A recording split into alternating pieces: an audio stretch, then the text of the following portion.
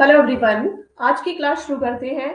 आज की क्लास में मैं आपको पढ़ाऊंगी रिवर्स ऑफ हिमाचल प्रदेश। पहले हम क्लासेस में डिस्कस कर चुके हैं सतलुज रिवर के बारे में। आज हम पढ़ेंगे रिवर ब्यास के बारे में। ब्यास नदी जो है कहाँ से राइज करती है, कहाँ कौन कौन सी डिस्ट्रिक्ट में ये बहती है और कौन से स्थान पर ये हिमाचल प्रदेश को छोड़कर आगे पंजाब में प्रवेश करती है। तो पूरा डिटेल में पढ़ेंगे। साथ में इसकी लंबाई कितनी है, ठीक है, जलाधिग्रहण क्षेत्र कितना है, हिमाचल प्रदेश में कितनी स्थान तक ये प्रवाहित होती है, तो डिटेल में पढ़ेंगे। तो रिवर ब्यास जो है, रिवर ब्यास, तो सबसे पहले हम समझेंगे मैप के ऊपर कि कहां से ये राइज करती है, कौन से स्थान से। तो ब्यास नदी कुल्लू जिले के पास यानी डिस्ट्रिक्ट कुल्लू में यहाँ पर आता है रोहतांग दर्रा। कौन सा पास आता है? रोहतांग दर्रा आता है। अब रोहतांग दर्रे के पास एक कुंड है जिसका नाम है व्यास कुंड। ब्यास कुंड, ठीक है। तो यहां से जो ब्यास नदी है डिस्ट्रिक्ट कुल्लू से राइज करती है, यानी रोहतांग दर्रे के पास से ब्यास कुंड से जो ब्यास नदी है राइज करती है और आगे ये प्रवाहित होती है डिस्ट्रिक्ट मंडी, डिस्ट्रिक्ट कांगड़ा, ठीक है। तो ये है ब्यास नदी जो प्रवाहित होती है। मैप पे आप देख रहे हैं कहां कहां से ये आगे प्रवाहित होती है। डिस्ट्रिक्ट कुल्लू के व्यास कुंड रोहतांग दर्रे के पास ये राइज करती है और आगे डिस्ट्रिक्ट मंडी में बहती है, मंडी के बाद ये कांगड़ा में बहती है, ठीक है। अब यहाँ पे ये प्रवाहित होती है तो इसका अब मेन पॉइंट हम देखेंगे कि कहाँ कहाँ से। अब सबसे पहले तो देख लिया कि व्यास कुंड के पास से ये राइज कर रही है डिस्ट्रिक्ट कुल्लू से, ठीक है। अब कुल्लू से जब प्रवाहित होती है तो कुल्लू के बाद ये एंटर करती है कहाँ पे? डिस्ट्रिक्ट मंडी में। अब ये डिस्ट्रिक्ट मंडी में जिस स्थान पर एंटर करती है वहां का नाम आता है बजौरा। क्या नाम आता है? बजौरा, ठीक है। बजौरा नामक स्थान पर ये डिस्ट्रिक्ट कुल्लू में सॉरी मंडी में एंटर करती है, बजौरा, ठीक है। अब यहां से आगे जब ये प्रवाहित होती है तो डिस्ट्रिक्ट कांगड़ा में एंटर करती है। तो डिस्ट्रिक्ट कांगड़ा में जब ये एंटर करती है तो यहाँ का नाम आता है संधोल, ठीक है। संधोल नामक स्थान के पास से ये डिस्ट्रिक्ट कांगड़ा में एंटर करती है और आगे डिस्ट्रिक्ट कांगड़ा में प्रवाहित होती हुई जब ये डिस्ट्रिक्ट कांगड़ा में बहती है तो उसके बाद ये किस स्थान पर डिस्ट्रिक्ट कांगड़ा को छोड़ती है? यहाँ का नाम आता है मिर्थल, यानी मिर्थल नामक स्थान पर ये डिस्ट्रिक्ट कांगड़ा को छोड़कर आगे पंजाब में प्रवाहित होती है। तो ये है व्यास नदी जिसका राइज होता है रोहतांग दर्रे यानी ब्यास कुंड के पास से। आगे ये डिस्ट्रिक्ट मंडी में एंटर करती है बजौरा नामक स्थान से, फिर ये डिस्ट्रिक्ट कांगड़ा में एंटर करती है संधोल नामक स्थान से और फिर ये डिस्ट्रिक्ट कांगड़ा यानी हिमाचल प्रदेश को छोड़ती है मिर्थल नामक स्थान पर। अब यहाँ पे और भी हम डिस्कस करेंगे। अब इसकी जो सहायक नदियां हैं वो भी सहायक नदियां देखेंगे कि कौन कौन सी आती हैं। तो इसकी सहायक नदियां पहले तो हम बात करेंगे डिस्ट्रिक्ट कुल्लू में ही। तो डिस्ट्रिक्ट कुल्लू में एक सहायक नदी इससे मिलती है जिसका नाम है पार्वती। कौन सी नदी मिलती है? पार्वती नदी। अब पार्वती नदी इसके साथ यहाँ पे ज्वाइन करती है व्यास नदी को, लेकिन पार्वती नदी का जो राइज होता है कहाँ से उद्गम होता है? एक झील है जिसका नाम है मनतलाई झील। कौन सी झील से राइज करती है पार्वती नदी? मनतलाई झील से राइज करती है और ये किसकी सहायक नदी है? व्यास नदी की सहायक नदी है पार्वती। इसके अलावा और भी डिस्ट्रिक्ट कुल्लू में इसकी सहायक नदी आती है जैसे कि सैंज और तीर्थन है, सैंज और तीर्थन, ये भी इसकी क्या है? सहायक नदियां हैं। किसकी? व्यास की, डिस्ट्रिक्ट कुल्लू में ही। और इसके बाद जब हम बात करें डिस्ट्रिक्ट मंडी में तो डिस्ट्रिक्ट मंडी में किसकी बड़ी सहायक नदी आती है? बड़ी सहायक खड्ड भी इसको बोला जाता है जिसका नाम है ऊहल, ठीक है। ऊहल भी इसकी क्या है? सहायक नदी है। ऊहल के अलावा डिस्ट्रिक्ट हम बात करें कांगड़ा की तो कांगड़ा में भी इसके साथ बहुत सारी ऐसी नदियां हैं मिलती है जो इसकी सहायक है जैसे कि चक्की है। चक्की के अलावा बात करेंगे मूसी की, चक्की हो गई, मूसी भी इसकी सहायक नदी है। मूसी के अलावा और भी है जिसका नाम आता है लूनी, ठीक है। तो ये सारी इसकी क्या है? सहायक नदियां हैं। किसकी? व्यास नदी की। अब यहाँ पे बात ये आती है कि ये तो हमने देखा कि कहाँ से एंटर कर रही है, कहाँ कहाँ से आगे प्रवाहित हो रही है और साथ में इसकी सहायक नदियां भी देखी। अब यहाँ पे डिस्ट्रिक्ट मंडी में क्या बना हुआ है? यहाँ पे एक डैम बना है जिसका नाम है पंडो।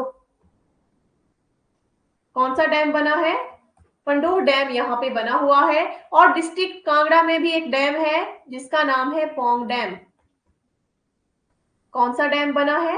पौंग डैम। और यहाँ पे पौंग झील का निर्माण भी हुआ है। तो ये दो डैम इसके ऊपर बने हैं, एक डिस्ट्रिक्ट मंडी में, जिसका नाम है पंडो, और दूसरा है पौंग डैम जो कि डिस्ट्रिक्ट कांगड़ा में आता है। ठीक है, अब यहाँ पे भी हम बात करेंगे डिस्ट्रिक्ट कांगड़ा वाले एरिया की ही, कि यहाँ पे जो ब्यास नदी प्रवाहित होती है, तो इस वाले एरिया को क्या कहा जाता है, यहाँ पे इस वाले एरिया को इलीगल माइनिंग के लिए भी जाना जाता है। ठीक है, और जब ये यहाँ से प्रवाहित होती है, जैसे कि डिस्ट्रिक्ट मंडी के आगे ये डिस्ट्रिक्ट कांगड़ा में प्रवेश करती है संधोल नामक स्थान से, तो जैसे कि यहाँ पे थोड़ा सा डिस्ट्रिक्ट हमीरपुर के बॉर्डर के पास से ही होकर गुजरती है, तो यहाँ पे एक स्थान है जिसका नाम आता है सुजानपुर टिहरा, डिस्ट्रिक्ट हमीरपुर। सुजानपुर टिहरा भी इसी के किनारे जो है बसा हुआ है, और इसे इलीगल माइनिंग के लिए भी जाना जाता है इस स्थान को। और इसके अलावा यहाँ पर कुछ टेम्पल हैं इस वाले स्थान पर, जिनको बोला जाता है बाथू की लड़ी, बाथू की लड़ी। यहाँ पे जो टेम्पल है इनको बाथू की लड़ी कहा जाता है। क्यों कहा जाता है? क्योंकि ये जो मंदिर है 8 महीने पानी में ही डूबे रहते हैं, तो इसलिए यहाँ के जो मंदिर है इनको बाथू की लड़ी कहा जाता है। ठीक है, मेन फैक्ट है जो आपने याद रखने हैं सारे। ठीक है, तो एक बार फिर से मैं यहाँ पे आपको बताऊं कि जो व्यास नदी हमने देखी, तो व्यास नदी कुल्लू जिले के रोहतांग दर्रे के पास व्यास कुंड से निकलती है। व्यास कुंड स्थित है रोहतांग दर्रे के पास में ही, और इसके आगे ये कुल्लू वैली में जो है बहती है। कुल्लू वैली में बहने के बाद इसके आगे ग्रेट हिमालय नेशनल पार्क में एंटर करती है। ठीक है, और पार्वती लेक इसकी सहायक, मतलब पार्वती जो नदी है इसकी सहायक है, और पार्वती निकलती है मंतलाई झील से। ठीक है, और इसके साथ तीर्थन सैन जो है इसकी सहायक नदियां जो है इसके साथ इसको जो जल प्रदान करती है। ठीक है, अब आगे हम बात करेंगे, इसके मेन फैक्ट्स रहेंगे। ठीक है, तो यहाँ पे बात आती है कि जो पार्वती नदी यहाँ पे जो मिलती है, ठीक है, अब इसके अलावा यहाँ पे हमने बात की कि नदी जो है यहाँ से एंटर करती है, यानी यहाँ से राइज करती है, तो यहाँ पे दो धाराएं हैं जो आपस में मिलती हैं। दो धाराओं के मिलने से जो है ये व्यास नदी मिलती है, और जहां पे दोनों धाराएं मिलती है वहां का नाम है पलाचन। पलाचन नामक गांव के पास ये दोनों धाराएं मिलती हैं और ये व्यास नदी का निर्माण करती हैं। और पलाचन में यहाँ जैसे हमारा आता है मनाली, तो पलाचन जो गांव है ये मनाली से कितना 10 किलोमीटर दूर है। ठीक है, तो ये भी फैक्ट आपने याद रखने हैं साथ में इसके व्यास नदी के। इसके अलावा आगे हम बात करेंगे इसके व्यास नदी का उद्गम हमने देखा, व्यास कुंड, रोहतांग दर्रा, रोहतांग दर्रे के पास से इसका क्या होता है, उद्गम होता है। ठीक है, अब यहाँ पे हम देखेंगे कि व्यास नदी का जो वैदिक नाम है वो क्या है। तो वेदों में व्यास नदी को क्या कहा गया है, अर्जिकिया, क्या कहा गया है, अर्जिकिया इसको वेदों में कहा गया है, जबकि संस्कृत नाम इसका क्या है, संस्कृत नाम है विपाशा, संस्कृत नाम है विपाशा। ठीक है, जबकि इसको ग्रीक यानी यूनानियों ने क्या नाम दिया है, यूनानियों ने इसे नाम दिया है हाइफेजेस। क्या नाम दिया है, हाइफेजेस, इसको ग्रीक नेम दिया गया है। ठीक है, तो ये इसका नाम है, उद्गम इसका व्यास कुंड रोहतांग दर्रे के पास होता है। वैदिक नाम इसका अर्जिकिया है, जबकि संस्कृत नाम इसका विपाशा है। ठीक है, संस्कृत नाम है विपाशा और ग्रीक नेम है हाइफेजेस। ठीक है, इसके अलावा व्यास नदी की जो कुल लंबाई रहती है वो कितनी है, तो व्यास नदी की कुल लंबाई है 460 किलोमीटर। कितनी है, 460 किलोमीटर है। जबकि हिमाचल प्रदेश में इसकी कुल लंबाई कितनी है, ऐसे टोटल तो इसकी 460 किलोमीटर लंबाई है, जबकि इसकी हिमाचल प्रदेश में कुल लंबाई कितनी है, तो हिमाचल प्रदेश में इसकी कुल लंबाई है 256 किलोमीटर। कितनी है, 256 किलोमीटर है। जबकि जिसका जल अधिग्रहण क्षेत्र कितना है, वॉल्यूम ऑफ वाटर जो है इसकी 13,663 स्क्वायर किलोमीटर, वर्ग किलोमीटर इसका जल अधिग्रहण क्षेत्र है। ठीक है, और इस नदी के किनारे जो शहर बसे हुए हैं वो कौन कौन से हैं, जैसे हमने देखा मैप पे कि कहाँ से राइज करती है और किस किस डिस्ट्रिक्ट में ये प्रवाहित होती है। तो यहाँ पे जिसके किनारे बसे हुए शहर हैं, जैसे कि मनाली है, इसके किनारे बसा हुआ है। ठीक है, मंडी, मनाली, कुल्लू, मंडी, इसके अलावा पंडोह, पंडोह के अलावा नेक्स्ट नाम आता है, पंडोह के अलावा नदौन, पंडोह के अलावा नदौन आता है, नदौन के अलावा सुजानपुर टिहरा, सुजानपुर टिहरा, इसके अलावा देरा गोपीपुर, देरा गोपीपुर के अलावा